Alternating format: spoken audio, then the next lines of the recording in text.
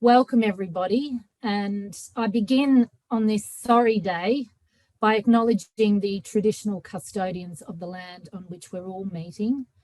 I'm on Gadigal country, and I pay my respects to elders past, present and emerging. I also extend that respect to any Aboriginal or Torres Strait Islander First Nations people on the call with us today. Welcome to you all. As we begin National Reconciliation Week tomorrow, we're all challenged to be brave and tackle the unfinished business of reconciliation so we can make change for the good of all Australians. So that's our challenge. And today's session, which will be presented by Clint Bertenshaw, is a really important session that we're looking at how we can rethink and recruit volunteers in this changing world that we're in. So without further ado, I welcome and introduce Clint Bertenshaw to lead us through this important workshop. Thanks, Clint. Thanks, Gemma, and welcome all. I'm perhaps now a little bit nervous. There is so many of you, but that is fantastic because it just goes to show that this is a topic that is very close to everyone's heart and mind at the moment. Now, just a little bit of housekeeping before we get started. There are a lot of you on the line today. This is one of the largest sessions we've run in a long time, which is fantastic. For that reason, we're going to ask that everyone remains on mute, but do not hold back with your questions. Please feel free to use the chat to pop your questions in there. Towards the end of the session, I'll be having a bit of a look at the chat and answering what I can. If there's opportunities, I may even get you to open your mic up and ask the question aloud. Maybe I'll even dig a little closer to what you're asking if need be. And anything I can't answer, we can always collate those questions and come back to you later. This session is being recorded, and it is one of a number of sessions we are going to be running throughout the year to help volunteer managers really take a good look at their volunteer programs and their practices and seeing how we can improve them. We'll talk a little more towards the end there around the upcoming sessions we've got in future. But if you a quick plug, we do have our state conference coming up on the 9th of June. If you do like listening to my dulcet tones, I will be presenting at the conference, but I'm far from the star on the day. We have Dylan Alcott as one of our keynote speakers, and we have a full list of speakers up on our website at the moment, but I encourage you to head over and take a look and get in and register so that you can be part of what will be a really informative and hopefully entertaining day. All right, that's enough of me doing a sales pitch for you all. I'm now going to share my screen and get into it. So we are today looking at rethinking volunteer recruitment, and I think recruitment across the board has always been a bit of a difficult thing to do in volunteering. COVID has not helped us whatsoever, and unfortunately, we have found that some of our most valuable volunteers may not have returned, or they have returned and their situations have changed. We may have found that we've had an influx of volunteers potentially during times of COVID because everyone was in lockdown, and if they could help out in any way to entertain their minds because Netflix was driving them batty, they may have been able to help. But now that we're starting to get into what could be perceived as the new normal, and I won't get into whether or not case numbers are dropping or rising or whatever, we like to hope we're in some kind of level of normality now. Let's look at how we can take some of what we learned throughout COVID and help inject that into our volunteer programs. I will preface this to say I am not going to be giving you any magic solutions today. So now I suddenly watch everyone drop off the chat. But the reality is we can provide you with some real food for thought to go away and have a look at how you can improve recruitment and hopefully tap into some maybe some new waters there if you're lucky. So I suppose I should probably introduce myself a little bit more. For a few of you, I do recognize the faces already, having attended different webinars that I've presented in the past. This is not a shameless plug just to put my family on the screen. There is a method to my madness. Apart from being the manager of Commonwealth programs at the Centre for Volunteering, I actually am not in Sydney. And I point that out because some of what I'm going to touch on is all about the fact that in this new world, you do not have to necessarily be sitting in the same room as your colleagues, which is fantastic. Where am I? I'm actually down in Tasmania. So I don't think I could get any further away from Sydney if I tried, short of going and sitting down where there's ice and penguins, I guess, which is not going to happen. I like internet connections too much. I'm also a husband and a father of two, which means I'm time poor because when I leave work in the evening, the real work begins with the kids, as you can imagine. I've also put on there that I'm the exiting secretary for Edge Radio, which is a community radio station down here in Hobart. I am their training manager, and also I'm an on-air host and have my own radio show that I put on a weekly basis. I'm a tech nerd, a podcaster, and a lover of the heavier side of music. Yes, I'm a headbanger, been so for many, many years. I'm just going to leave that here for a moment. It wasn't just a shameless plug to sit there. I wasn't trying to create a Tinder profile or anything like that. There is a method to my madness here. I want you just to keep that in mind as we go through some of what I'm about to present to you. So you're here because there's a piece of the machine missing. Straightforward. And if there's not a piece of the machine missing, you're looking at how you can probably try and fit a few more cogs into the machine. When we build our teams, we want our teams to work like a well-oiled machine. And when we cannot have all the moving parts moving smoothly with a fresh set of oil, you get problems. COVID definitely came along and dried up the machines. There's no two ways about it. We had to let go of a lot of volunteers. We had to step down volunteers. We had to change the way volunteering and our volunteer programs worked.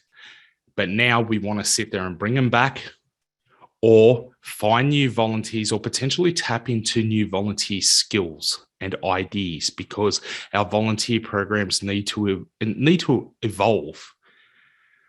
So how do we do that? Well, unfortunately, recruitment is not one size fits all.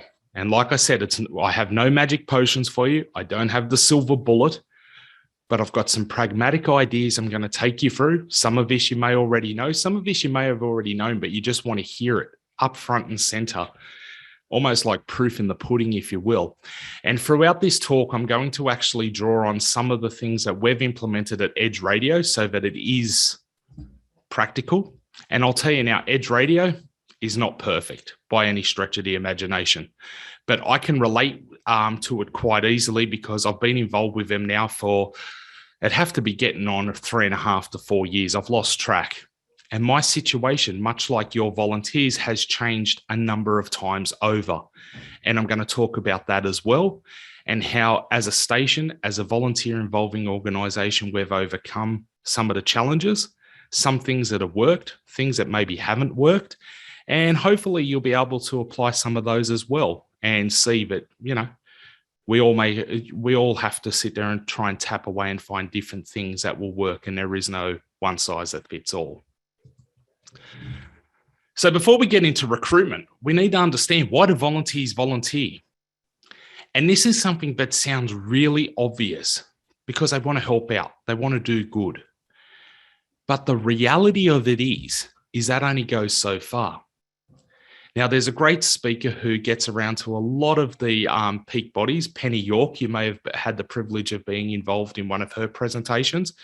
And she refers to, and I think she needs to almost put a trademark on this, the volunteer pay packet.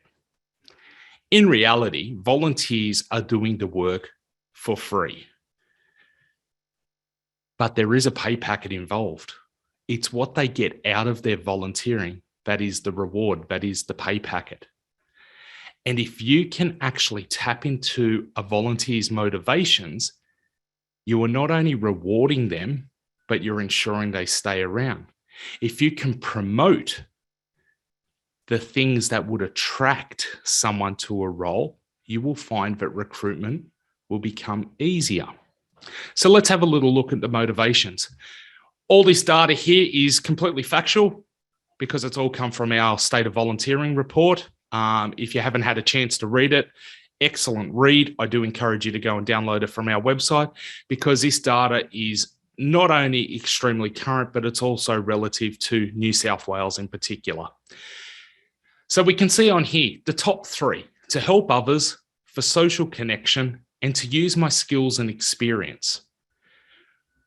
Now, to help others and for the social connection, I think you guys are really already pretty much aware of that.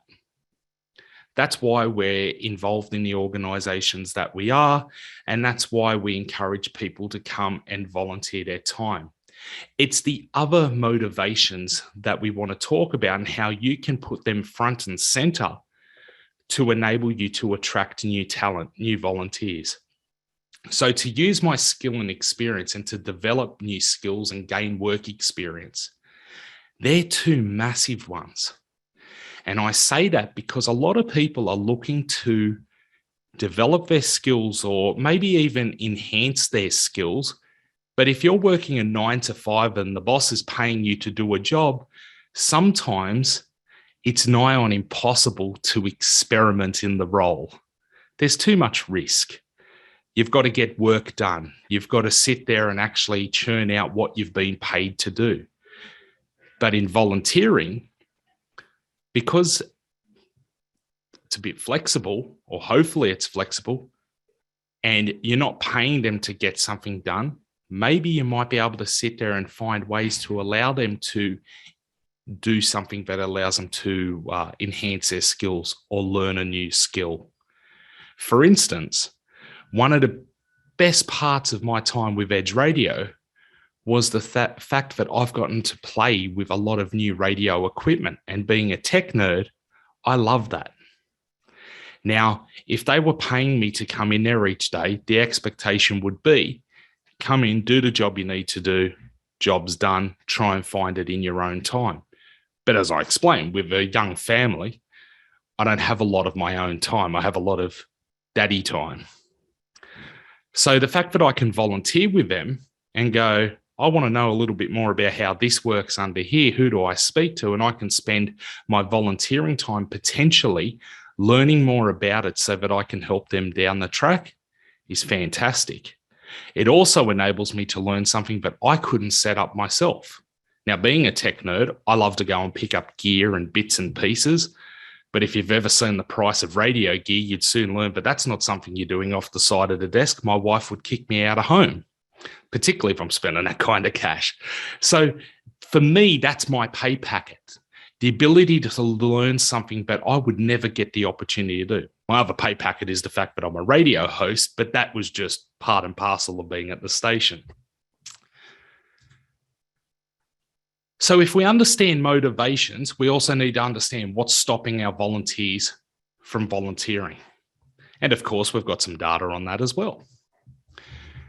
First, some verbatim comments, and I haven't made these up. These are actually spread throughout the State of Volunteering report, so you can take a look for yourself. But I think they really sum up where there could be some challenges in recruitment. The first one, if you don't know what the things that you could do to help, then you can't help. So probably awareness. This is massive, and we're going to talk more about that in a moment. But awareness of your organizations, awareness of what you want people to do, and awareness of what good is coming out of what you do. I'd love to volunteer more, but work full time with 2 small kids. It's hard to find the time. Yeah. I know that one, but how do we get around it? Distance, paying for transport, home and life obligations. Well, with the price of petrol at the moment, even just going down to the local shop feels like you need to get a small mortgage. I could understand that if you've got limited resources to need to travel to do some volunteering is now going to be hitting your own personal bottom line. So we'll talk a little more about how to overcome that as well. I'm already stretched to the limit. Okay, that one could be a real challenge as well, but is it about being stretched or is it about looking for flexibility? Let's carry on. Straight from the State of Volunteering report, you can see it's all laid out. No time, costs. Health reasons obviously rang very high throughout this particular report because it was right in the midst of COVID. But health issues may be something that you need to factor as well, particularly if you've ever joined in on our inclusion and diversity training. You'll find that if you want to become more inclusive, sometimes being able to set up your volunteer programs to enable people to manage their health or their disability and the way you engage them in the organisation, being that they maybe have to do their volunteering remotely or they can only go to certain locations. That may be something that you need to consider as well. You'll notice throughout this, I'm saying things to consider as well, because in a moment you're going to see that volunteer recruitment isn't just about advertising for roles. It goes well beyond that. Gone are the days where need someone, throw it into the newspaper, hope for the best, do some interviewing, get them involved. Heck, I would even say that paid roles in the corporate space, they're struggling at the moment to get good people into roles. There has been a massive upheaval in recruitment in general. And I'm a strong believer that the practice of recruitment goes well and truly beyond the recruiting itself. So the first thing I want you to do is to think about the roles, the tasks, the type of activities you want volunteers to do. And ask yourself a couple of questions and be real. Is it meaningful work? How does it tap into their motivations? Is it flexible? Does it require specific skills or a new way of thinking? And the big one, would you do it if you were not being paid? Now, I've done some absolutely awful jobs in my time, but there was real money on the line and you have bills to pay. And so you'll sit there, you'll suck it up and you'll get on with the job. But I wouldn't volunteer to do those jobs ever. I wouldn't volunteer whether it was doing it for the social good. I wouldn't volunteer to do them if there was no other benefit to it other than the fact that someone needed it done. And that's the harsh truth. And I don't think myself as a horrible person. These were just some horrible jobs that I would have liked to have been remunerated for with real cash to pay real bills than to volunteer my time. Now, to talk about edge for a moment here, I would have this conversation quite regularly with the station manager when she'd ask questions like, why are we not keeping volunteers? I said to her, well, think about this for a moment. Most of our volunteers, because we're a youth radio station and we live on the university campus, we're not run, owned, or managed by the university. They're just very kind enough to give us a couple of rooms, one for the office and one for the studio. But because of that, a lot of our volunteers are uni students of all age groups. Now, trying to get them to hang around is difficult enough as it is. You've got exams, you've got assignments, you've got work. You think you're doing all right. You take on a couple of extra subjects. Suddenly you're swamped. You've got a social life. You maybe have part-time work. You may have full-time work and you're doing uni part-time, or you've got full-time work and full-time uni and you're trying to squeeze the two in together. So we quite regularly will see volunteers come and go. But we've seen an influx of volunteers who had gone much quicker than usual. And I sat down to our station manager and I said, well, what are you getting them to do? Oh, we might get them to do a bit of filing. We might get them to clear out the storeroom. We might get them to, and I'd stopped her right there and I said, you're kidding, aren't you? You are basically asking these students who are volunteering their time amongst a very busy schedule to go and do some pretty ordinary work. I said, what else? Are you getting them to do anything that's of all interest, that's maybe developing their skills? A lot of the students we get are actually media students. Do we get them to do live reads? Do we get them to do any investigative journalism? Do we get them to do any writing of shows, so writing up run sheet? Oh, no. I said, so what skills are they developing other than knowing how to file and to empty out a storeroom? Suddenly, they started to take a look at the type of roles that they were offering. And heaven forbid, once they started to advertise the roles a little bit better, promoting that you're going to gain these skills and we've got these types of roles that can help you in this area, we started to see an influx of volunteers wanting to come and help. Now, the unfortunate part of all this is that isn't a happy ending. Then COVID hit. And the university had to close down. All the restrictions were in place. And we had to go remote.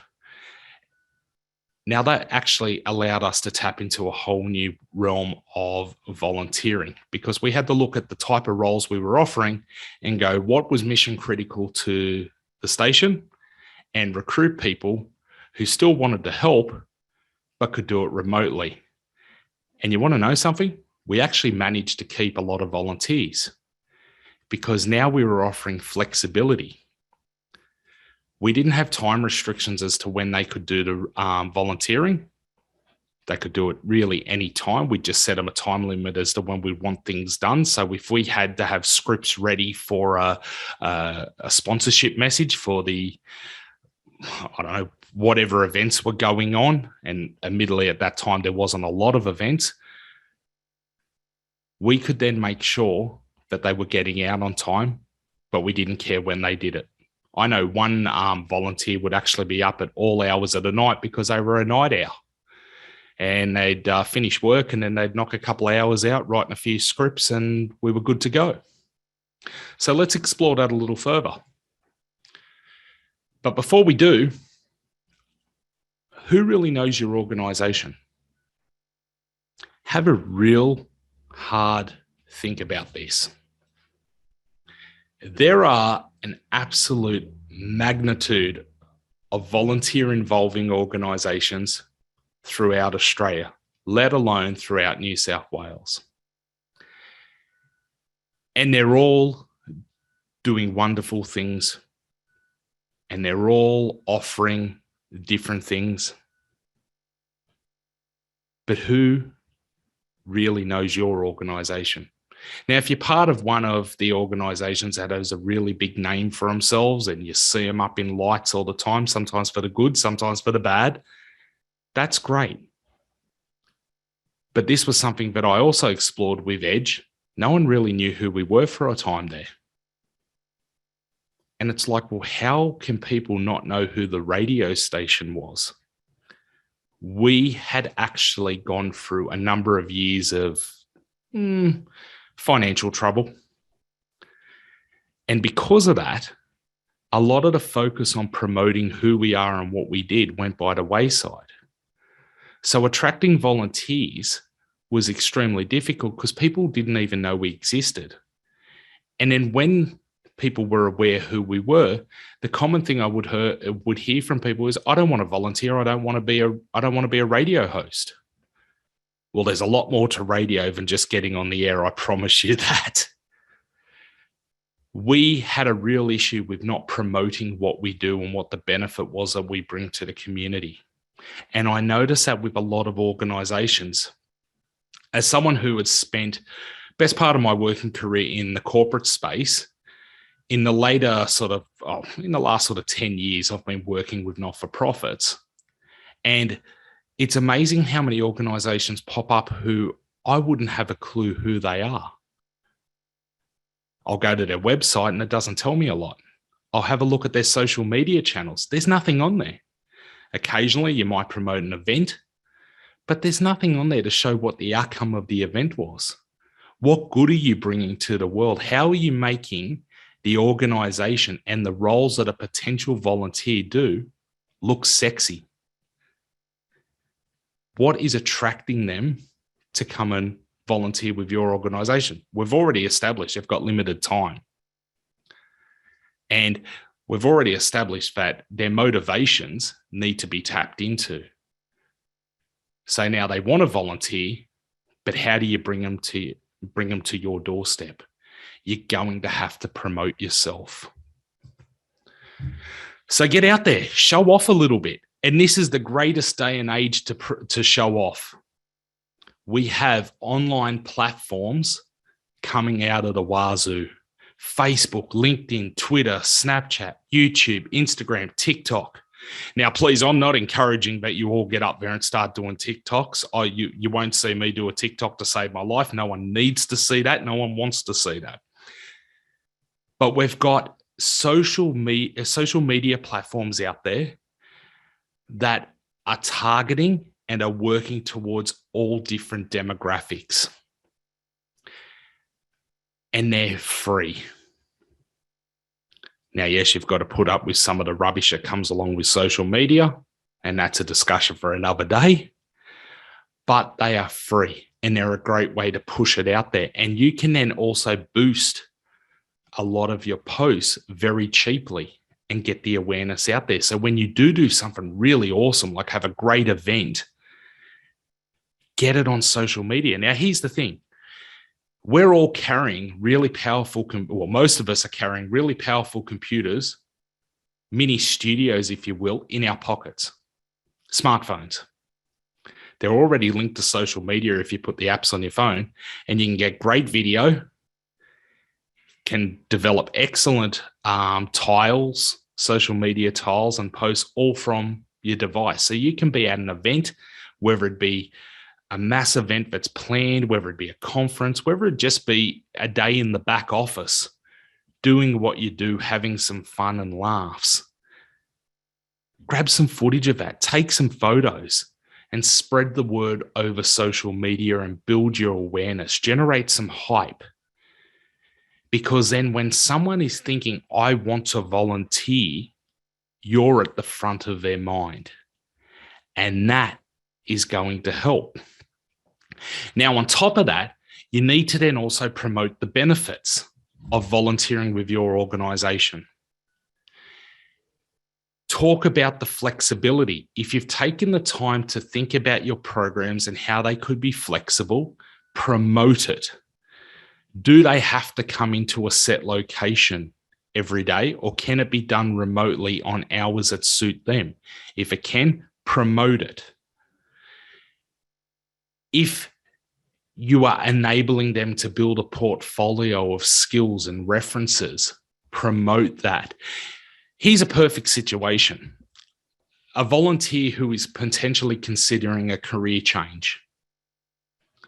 Maybe they want to move from, and I'm going to use some real low-hanging fruit here. Maybe they want to move from doing a customer service-based role to maybe getting into marketing. But at the 9 to 5, it's very hard for them to find the time to get involved with the marketing group. So they sit there, and the best they do is get on social media every now and then and put some really cool posts up. But if they can come to you and market your organization with some social media, maybe generating a marketing plan, maybe actually trying to really promote an event or a campaign you've got, and you can sign off on that as this was real work that generated real hype, that now is a massive reward for them and something that can go as a reference and also as a portfolio. And that's going to help when they're sitting down, potentially having a conversation with the marketing organization to say, what previous skills do you have? Well, let me tell you, I volunteered for this organization, and because of the campaign we ran, it helped increase numbers to their annual event by 25%. I don't know about you, but I know if I was talking to a potential employee, I would find that fantastic. So you as a volunteer involving organization gets a new recruit to volunteer for your organization. They generate the skills to potentially change their career. And down the track, they're able to then push that towards a potential employer. It's a win-win situation. And hopefully they stay volunteering with you because you've been so awesome and enabled them to do this. And the skills they now learn on the job, they start injecting into your organization as well. And that's just one example I can provide. Developing new skills is massive. And I think this is something that a lot of people need to take the time to think, well, how can I promote that you can develop new skills? Put that into your advertisements, put it onto social media. But if you come along with us, we've got these, we've got cool software you can use, promote what software it might be. We're really cutting edge. We like to use different technology, whatever the case may be. I myself, I love the fact that volunteering at the radio station, I know there is radio technology there and I get to play with it and learn it. And I've also been able to introduce some of my own things with podcasting, which strangely enough for a radio station, they weren't very au fait in. So I was able to do that as well. Promote the social connection. What do you do with your volunteers? Do you take them out for lunches every so often? Do you have volunteer events? Promote all that in your recruitment material, because some people are just looking for the social connection. I myself, part of the reason why I got into volunteering was I moved down from Sydney to Tasmania about 5 years ago. After I fully moved down, and I say fully because my wife and kids moved down first, and I would do a bit of fly in, fly out to Sydney for about 6 to 8 months. Once I fully moved down and got settled, I then got involved with the radio. And the reason for that was to build friends, because I had no network down here. I knew no one. We had no family down here. I needed to build a new network. And getting involved in volunteering was a great way to do so. And I was obviously looking for people around my age group who shared a certain passion of mine. So promote that. Social connection is really whatever someone wants to get out of it. If you can promote, for me, it was hang out with people who love music as much as you do. Fantastic.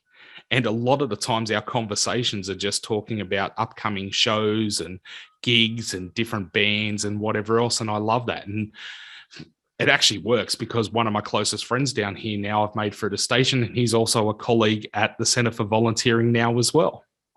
So it does work, and it's a massive win. Promote if it's an inclusive and diverse workplace. Cannot stress that enough, particularly if you're someone living with disability or someone who is potentially working through a mental health journey. We talk a lot about this in the inclusive volunteering program.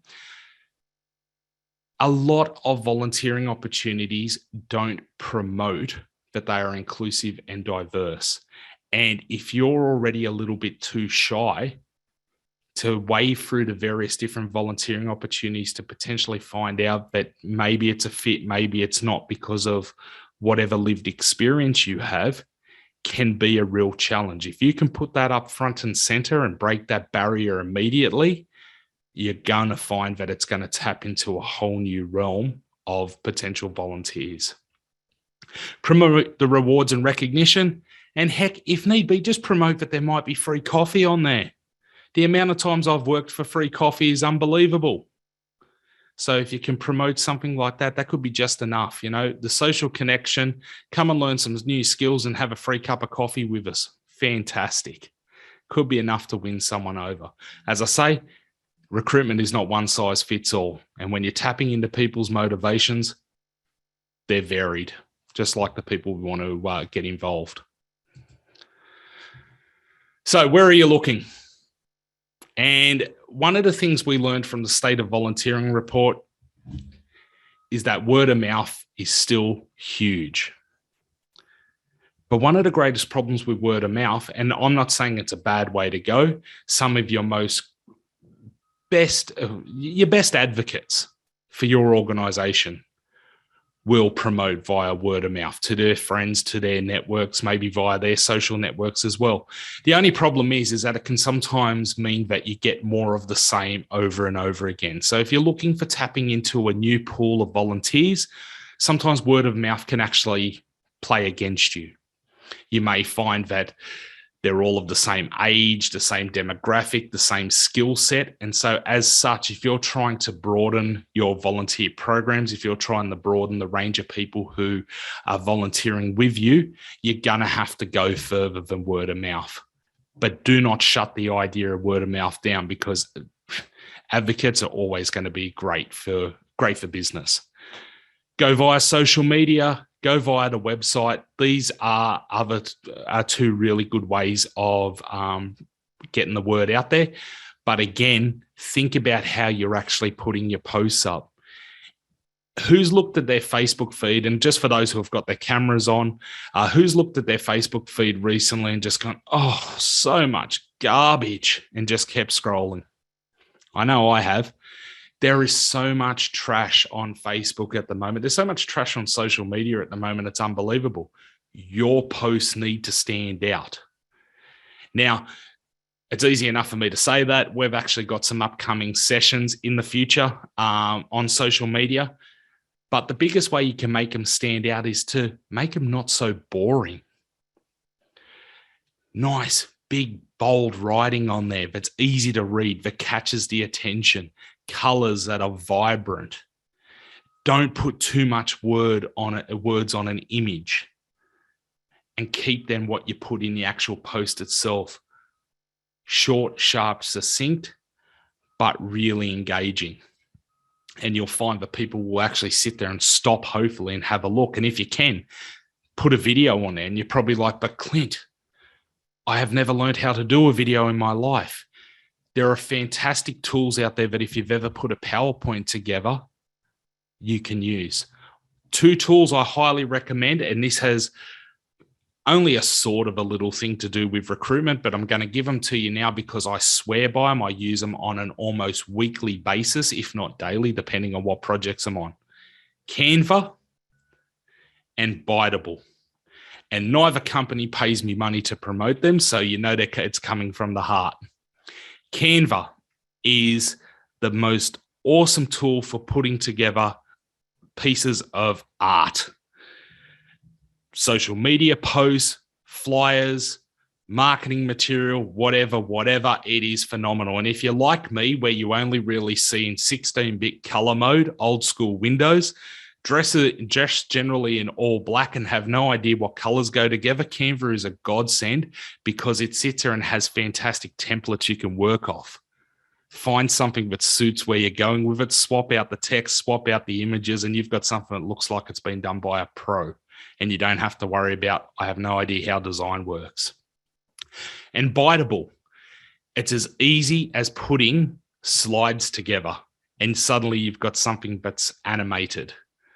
And you can put a bit of music underneath, and you've got now a little video that you can set to social media. And I'll tell you now, all the algorithms love video at the moment on social media. Don't ask me why. I've never really looked into it, but video wins.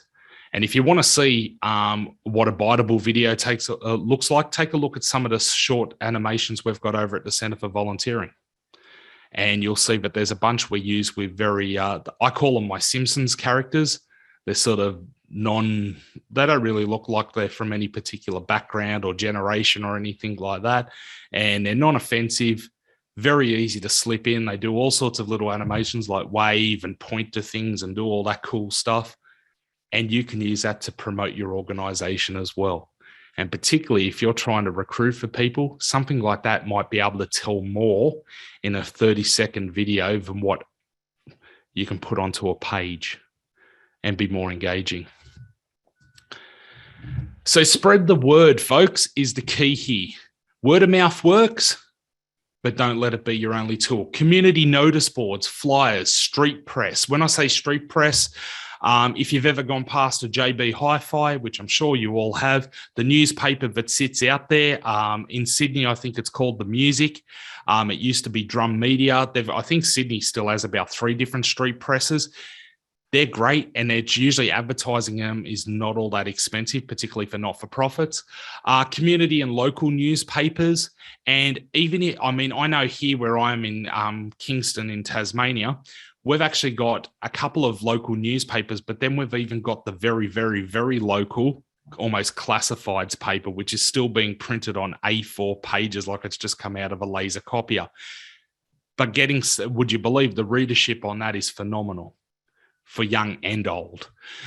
Community radio. There is something to be said about reaching out to community radio. Apart from that, it'd be a community organization helping a community organization. Their sponsorship rates are really quite cheap, and you can run a promotion on there about your organization, both to recruit and also just to build awareness as well. Open days and community events. Now that we're able to meet face to face, let's not put to the side the power of actually talking to people face to face. Go volunteer, seek volunteer and ethical jobs. A couple of platforms that are reasonably known and loved, but I think have been forgotten of late. Get your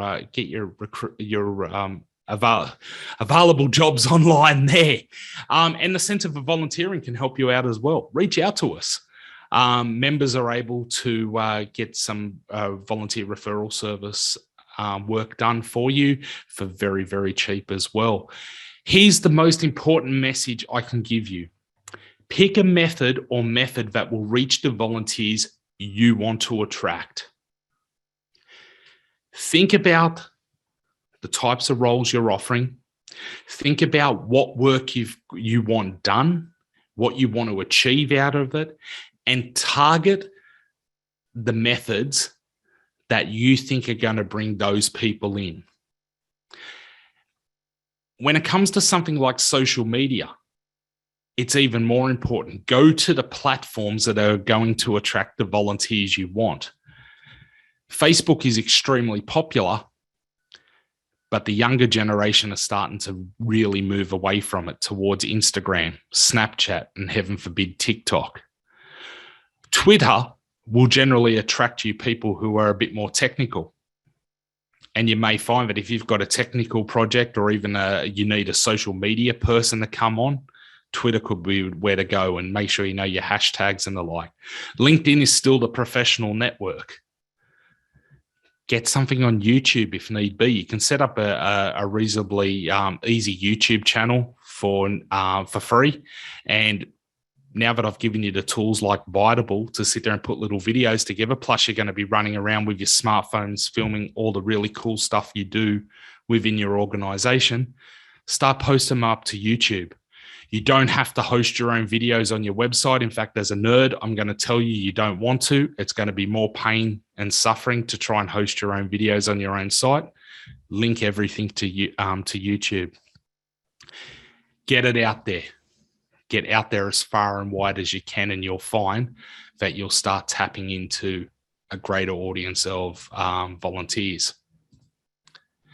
So let's bring it all together. It's all building blocks. Review your role requirements. Go back and really take a look at that. And there are other sessions we do run at the centre, and there'll be other sessions that are coming up where we talk more about how to rethink your roles, particularly in light of COVID. Think about if they can be done through virtual volunteering. And if you are interested in knowing more about virtual volunteering, we do have a session coming up for virtual volunteering next month. So feel free to register for that. And I mean, I'd love to talk all about it today, but it is only a short session. We'll be covering that off next month. Spread the word far and wide. Cannot stress that enough. One method will, it's kind of like if you're fishing in the one part of the river the whole time, eventually you're going to run out of pulling up fish. So you're going to move around a little bit. And sometimes you've got to move around knowing that you're not going to get a bite. Try different things. Recruitment can be very much labor intensive. It can take a lot of time. But if you can sit there and have a bit of a plan and go and try different methods and almost fail fast and then move on and try something else, you'll find that you'll probably start to get the bites. Embrace an inclusive and diverse workplace and open yourself up to a whole new pool of volunteers, and continually review and revise. This goes back to the fact that no one size fits all.